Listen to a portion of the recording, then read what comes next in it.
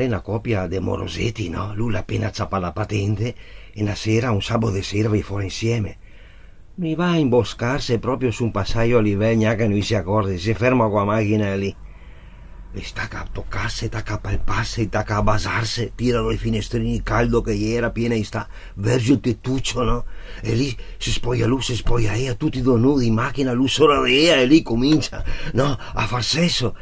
Cioè, intanto se sera il passaggio di Ves, se sera le sbarre, no? E loro là, chi continua a far sesso, e il treno le dio rivarco i fari, non vede una macchina in mezzo al passaggio a livello, e tacca a suonare,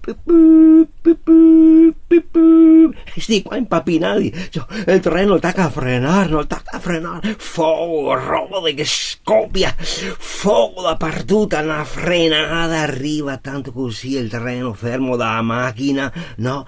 Tutto un caos, tutto un fuoco, smontano il macchinista, il bigliettiere, l'aiuto macchinista, tutti i passeggeri che guardano fuori, chi siga per il finestrino, e vede qua pila sto qua, no? Il macchinista, il guarda, non li vede là un solo di che altro, no? Te sedil, là chi fa sesso, brutti porsei, ma cosa che si drio far?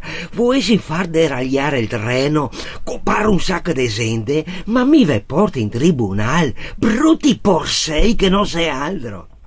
Dopo 2 o 3 giorni mi era già davanti il giudice in tribunale, sti do morosetti, ma qua testa bassa così l'uno.